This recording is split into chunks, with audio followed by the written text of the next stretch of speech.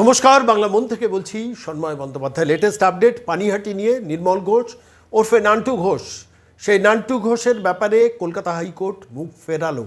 কলকাতা হাইকোর্টে নান্টু ঘোষ গিয়েছিলেন যে তার ব্যাপারে লটারি সংক্রান্ত একটি ব্যাপারে তার বিরুদ্ধে এফআইআর হয়েছিল এবং সেই এফআইআর ভিত্তিতে পুলিশ যাতে গ্রেফতার না করতে পারে এবং সেই জন্য সেই মামলাটি করা হয়েছিল যে 1 কোটি টাকা লটারির পুরস্কারপ্রাপ্ত একজন প্রাপকের কাছ থেকে সেই লটারি টিকিটটা ছিনতাই করেছিল নান্টু এবং তার পুত্র, এবং সেই ব্যাপারে রিট পিটিশন করে কলকাতা হাইকোর্টে মামলা করেছিলেন যাতে এই এন্টায়ার এফআইআরটাকে কোয়াশ করা যায়। কিন্তু কলকাতা হাইকোর্টে মহামান্য বিচারপতি সৌগত ভট্টাচার্য সেখান থেকে মুখ ফেরালেন, অর্থাৎ সরাসরি ইন্টারফেয়ার করতে চাইলেন না। বললেন যদি অ্যান্টিসিপেটরি বেলের প্রয়োজন হয় অ্যাপ্রোপ্রিয়েট অথরিটির কাছে যেতে পারেন, কিন্তু সাবস্টেন্সিভ মেটেরিয়াল আছে এই কেসের মধ্যে, ফলত স্বাভাবিকভাবে এখানে এই পার্টিকুলার এফআইআরটাকে কোয়াশ করার ব্যাপার থেকে কোয়াশ করলাম না, কলকাতা হাইকোর্টের তরফ থেকে কোয়াশ করালো না, অর্থাৎ এই এফআইআরটাকে রিমুভ করার ব্যাপারে কলকাতা হাইকোর্ট হস্তক্ষেপ করলো না। আরও একটা বড় খবর আপনাদের কাছে আজকে দেবো, সেটা হচ্ছে 25 লক্ষ টাকা একজন প্রমোটার তাকে দিতে তিনি ক্লেম করেছিলেন এই নান্টু এবং তার ছেলে, এমনই অভিযোগ, এবং সেই অভিযোগের ভিত্তিতে এফআইআর। তারপর সেই প্রমোটারের অভিযোগ 18 লক্ষ টাকা নান্টুকে দিতে হয়, 2 লক্ষ টাকা তৎকালীন পুরসভার যিনি চেয়ারম্যান সোমনাথ দেকে দিতে হয়, ফলত স্বাভাবিকভাবে সেইটা নিয়ে মামলা হয়েছে এবং সেই মামলার ভিত্তিতে সরাসরি নান্টু ঘোষ অ্যান্টিসিপেটরি বেলের জন্য বারাসাত কোর্টে অ্যাপ্লাই করেছিলেন, অর্থাৎ প্রাক্তন বিধায়ক বারাসাত কোর্টে গিয়ে অ্যাপ্লাই করেছেন যাতে আমাকে অ্যান্টিসিপেটরি বেল দেওয়া হয়। বারাসাত কোর্ট কিন্তু অ্যান্টিসিপেটরি বেলটা রিজেক্ট করেছে, অর্থাৎ নান্টু ঘোষকে অ্যান্টিসিপেটরি বেল দিল না বারাসাত কোর্ট, এমনই রিপোর্ট। এর পাশাপাশি সোমনাথ দে, তিনি হচ্ছেন পানিহাটি পুরসভার প্রাক্তন চেয়ারম্যান, তিনি অ্যান্টিসিপেটরি বেলের জন্য বারাসাত কোর্টে মুভ করেছেন, সেটাও বারাসাত কোর্ট রিজেক্ট করেছেন, অর্থাৎ তৎকালীন বিধায়ক এবং তৎকালীন চেয়ারম্যান দুজনেরই অ্যান্টিসিপেটরি বেল বারাসাত কোর্ট থেকে রিজেক্টেড।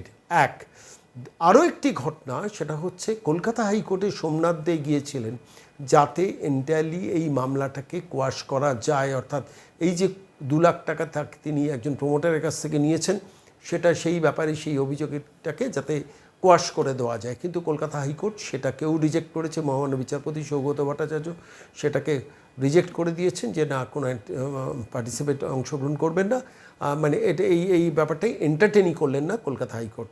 অর্থাৎ সোমনাথ দে, বারাসাত কোর্ট এবং কলকাতা হাইকোর্ট দুটোর ক্ষেত্রেই 2 লাখ টাকা যে এই সংশ্লিষ্ট প্রমোটারের কাছ থেকে পেয়েছিলেন সেটাতে বারাসাত কোর্টও অ্যান্টিসিপেটরি বেল রিজেক্ট করলো, আর মামলাটাকে কোয়াশ করার ব্যাপারেও রিজেক্ট করলো কলকাতা হাইকোর্ট। শুধু একটি কেস ঝুলে রয়েছে, যেটি হচ্ছে এই 25 লাখের মধ্যে যে 18 লাখ টাকা নান্টু এবং তার ছেলে নিয়েছিলেন বলে এমন অভিযোগ, লিখিতভাবে অভিযোগ, যেটি এফআইআরটা করেছেন সংশ্লিষ্ট প্রমোটার, সেই পার্টিকুলার সেই অভিযোগটাকে কোয়াশ করার জন্য কলকাতা হাইকোর্টে নান্টু ঘোষ আরেকটি অ্যাপ্লিকেশন করেছিলেন। সেই শুনানিটা এখনও কলকাতা হাইকোর্টে বাকি আছে, অর্থাৎ রেজাল্ট এখন যা সিচুয়েশন দাঁড়ালো, 4টি মামলার মধ্যে 3টিতে হারলেন নান্টু এবং সোমনাথ। নান্টু এবং সোমনাথের দুজনেরই 18 লাখ টাকা এবং 2 লাখ টাকার যে ঘুষ চাওয়া, সেই ঘুষের ব্যাপারে Barrackpore court, Barasat court reject করলো, আর কলকাতা হাইকোর্ট রিজেক্ট করলো সোমনাথদের কোয়াশ করার আবেদন এবং নান্টু ঘোষের লটারি সংক্রান্ত ব্যাপারে কোয়াশ করার আবেদন, অর্থাৎ 4টি মামলাতে এরা হারলেন। একটি মামলা এখন পেন্ডিং আছে, নান্টু ঘোষ ওই 18 লাখ টাকা যেটা প্রেয়ার করেছিলেন, মানে 18 লাখ টাকা যেটা প্রমোটারের কাছ থেকে নিয়েছিলেন, সেই ব্যাপারে কলকাতা হাইকোর্টে যে প্রেয়ারটা করেছিলেন যে এই মামলাটাকে কোয়াশ করা হয়, সেটাতে এখনও শুনানি হয়নি। অর্থাৎ 4টে মামলায় হেরে বিপর্যস্ত নান্টু এবং সোমনাথ। আর ঠিক এই অবস্থায় দাঁড়িয়ে আজকে যখন এই প্রতিবেদন পেশ করছি তার কিছুক্ষণ আগেই কলকাতা হাইকোর্ট মুখ ফেরালো নান্টু ঘোষ থেকে, সরাসরি বলে দিলেন যে সাবস্টেন্সিভ মেটেরিয়াল আছে যে মামলাটা, অর্থাৎ পার্টিকুলারলি ওই লটারি সংক্রান্ত ব্যাপারে যে লটারি টিকিট ছিনতাই করে নিয়েছিলেন নান্টু এবং তার ছেলে, সেখানে নান্টু ঘোষকে আলাদা করে কোনো সেফগার্ড দেওয়া হলো না। বলা হলো যদি মনে করেন অ্যাপ্রিহেন্ড করেন জেল হবে তাহলে তার জন্য যান, অ্যান্টিসিপেটরি বেলের জন্য যান, কিন্তু আমরা এটাতে পার্টিসিপেট করছি না। শুধুমাত্র 18 লাখ টাকা চাওয়ার মামলাটিতে যাতে কোয়াশ করা যায় তার আবেদনটা পেন্ডিং রইল কলকাতা হাইকোর্টে। এই সাম্প্রতিক পরিস্থিতি, লেটেস্ট আপডেটগুলো আপনাদের কাছে দিলাম। আর এই মুহূর্তে সরাসরি আইনজীবী বিক্রম বন্দ্যোপাধ্যায়, যিনি এই মামলার অন্যতম আইনজীবী ছিলেন আদার সাইডে, আমি তার সঙ্গে সরাসরি এই বিষয়টা নিয়ে কথা বলেছিলাম। কি বললেন আমাদের শুনুন। নমস্কার বিক্রম দা, সন্ময় বলছি। হ্যাঁ নমস্কার শর্মাবাবু, বলুন। বলছি নির্মল ঘোষ, পানিহাটির প্রাক্তন বিধায়ক, তার তার কোয়াশিংটা রিজেক্ট করলো আজকে কলকাতা হাইকোর্ট। আপনি তো আদার সাইডের আইনজীবী ছিলেন, কি হয়েছে একটু বলবেন? আমি কমপ্লেনেন্টের হয়ে আইনজীবী ছিলাম। হুম। লক্ষ্মী সরকার যিনি মামলা করেছিলেন বা কমপ্লেন করেছিলেন, হুম। উনি অ্যাকচুয়ালি যে মূলত অভিযোগটা হলো ওনার হাজব্যান্ড হুম। পার্থবাবু, তিনি একটি লটারির টাকা জিতেছিলেন 1 কোটি টাকা।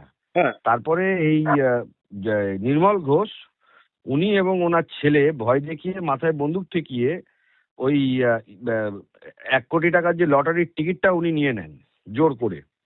নিয়ে নেওয়ার পরবর্তীকালে সেই টিকিটটা ওনার লোককে দিয়ে উনি ভাঙিয়ে নেন। এই ছিল মূল অভিযোগ। তো তিনি আজকে তখন তিনি যেহেতু এমএলএ ছিলেন এবং ইনফ্লুয়েন্সিয়াল পারসন ছিলেন, তিনি তখন অভিযোগ জানিয়েছিলেন, কোনো কাজ হয়নি। তারপরে তার স্ত্রী এখন অভিযোগ জানিয়েছে। তার পরবর্তীকালে সেই নিয়ে দীর্ঘ শুনানি হয়, দীর্ঘদিন ধরে, অনেক দিন ধরেই মামলাটা হিয়ারিং হচ্ছিল। সব পক্ষকে শুনানি করে আজকে কলকাতা হাইকোর্ট এই মামলাটা কোয়াশিং হিসাবে কোয়াশিং করা যাবে এটা মনে করেনি, তাই জন্য এটা খারিজ করেছে এবং তাকে বলেছে তার যদি অ্যাপ্রোপ্রিয়েট ফোরামে যদি অ্যান্টিসিপেটরি বেল চাইতে যায় ডিস্ট্রিক্ট কোর্ট বা হাইকোর্ট, সেটা তিনি যেতে পারেন। মোদ্দা কথা, এই মামলায় আর তিনি রক্ষা কবচ পেলেন না এবং এই মামলাটা খারিজ হয়ে গেল। এই প্রসঙ্গে আরো একটা তথ্য যেটা আমার কাছে এসছে বলে আমি আপনাকে প্রশ্ন করছি, সেটা হচ্ছে যে 25 লক্ষ টাকা ঘুষ চাওয়া কোনো একজন প্রমোটারের কাছ থেকে বিল্ডিং প্ল্যান স্যাংশন করানোর ব্যাপারে। তো সেই ব্যাপারেও একটা মামলায় লোয়ার কোর্টে সম্মত রিজেকশন হয়েছে, ঘটনাটা কি ঠিক? হ্যাঁ, ঘটনাটা একদম সঠিক। হ্যাঁ। এখানে একটা খুব গুরুতর অভিযোগ আছে। এই নির্মল ঘোষ ওরফে এলাকায় যাকে নান্টু ঘোষ বলে চেনে, এবং তার ছেলে এলাকার পুরো ত্রাস এবং সন্ত্রাস, তারা একজন প্রমোটার, তাদের থেকে তিনি 25 লক্ষ টাকা চেয়েছিলেন তাদের প্ল্যান স্যাংশন করানোর জন্য, এবং মিউনিসিপ্যালিটিতে তারা কাগজপত্র জমা দেয়। তারপরে তাদের থেকে জোর করে প্রায় 18 লক্ষ টাকা নির্মল ঘোষ এবং 2 লক্ষ টাকা পানিহাটির যিনি চেয়ারম্যান ছিলেন সোমনাথ বাবু, তিনি যেটা জোর করে ওনাদের থেকে নিয়ে নেন। নিয়েও ওনাদের কোনো কাজ করেনি এবং ওনাদেরকে থ্রেট করা হয়েছিল এবং অনেক ওনাদেরকে সমস্যা করা হয়েছে। তারপরে অনেক কাজ ওনারা করেও নি, জোর করে টাকা তুলতেন। তো সেই মর্মে তিনি অভিযোগ করেছেন। অভিযোগ করার পরে কলকাতা হাইকোর্টে মামলা হয়েছে। এখনো অবধি নির্মল ঘোষের মামলাটা পেন্ডিং আছে, তিনি এখনো রক্ষা কবচ পাননি। আর সোমনাথ বাবুর মামলাটা, যিনি চেয়ারম্যান পানিহাটি মিউনিসিপ্যালিটি, তার মামলাটা রিজেক্ট অলরেডি হয়েছে। কালকে বারাসাত কোর্টে অ্যান্টিসিপেটরি বেল দুটোই রিজেক্ট হয়েছে। মানে সোমনাথ দে পানিহাটি পুরসভার প্রাক্তন চেয়ারম্যান, তার বারাসাত কোর্টে অ্যান্টিসিপেটরি বেল রিজেক্টেড হয়েছে এবং হাইকোর্টেও কি তিনি অ্যান্টিসিপেটরি বেলে? হ্যাঁ, হাইকোর্টে তিনি অ্যান্টিসিপেটরি বেলের জন্য উনি রিট পিটিশন করেছিলেন কোয়াশিং এর জন্য, সেটা আগেই রিজেক্ট হয়েছে। সেটা রিজেক্ট হয়েছে আপনার 20/7/2026-এ। আচ্ছা, কোয়াশিংটা রিজেক্টেড হয়েছিল এবং তারপরে গতকাল অ্যান্টিসিপেটরি বেল লোয়ার কোর্টেও রিজেক্টেড হয়ে গেছে সোমনাথ দের। হ্যাঁ, রিজেক্টেড। আর নির্মল ঘোষ, যিনি প্রাক্তন বিধায়ক, তিনি মানে তার কেসটা কোয়াশিং এর জন্য কি গিয়েছিল এই 25 লাখের ব্যাপারে? হ্যাঁ, এটা নিয়েও তিনি হাইকোর্টে গিয়েছেন, সেটা পেন্ডিং আছে। কয়েকদিনের মধ্যেই সেটা মামলাটা উঠবে। কোয়াশিং না অ্যান্টিসিপেটরি বেল? উনি অ্যাকচুয়ালি কোয়াশিং করেছেন রিট পিটিশনে প্রোটেকশন অর্ডার পাওয়ার জন্য। এখনো অবধি হাইকোর্ট তাকে কোনো প্রোটেকশন অর্ডার গ্রান্ট করেনি। ফাইনাল হিয়ারিং হলে তখন এটা নিয়ে লড়াই হবে। আচ্ছা, মানে হাইকোর্টে 25 লক্ষ টাকা ঘুষ চাওয়ার পাট্টায় এখনো পর্যন্ত তিনি পাননি, মানে কোনো হিয়ারিং এ কোনো রায় পাননি? না, উনি এখনো অবধি কোনো প্রোটেকশন পাননি এবং লোয়ার কোর্টে ওনার অ্যান্টিসিপেটরি বেল রিজেক্টেড হয়ে আছে। লোয়ার কোর্টে কার অ্যান্টিসিপেটরি বেল? নির্মল ঘোষের, তাই তো? নির্মল ঘোষের, হ্যাঁ। আচ্ছা, অনেক ধন্যবাদ। প্রচুর মানুষকে ওনারা অত্যাচার করেছেন, এটা এলাকার লোকজন জানে। অনেক ধন্যবাদ বিক্রম দা, অনেক ধন্যবাদ। ধন্যবাদ।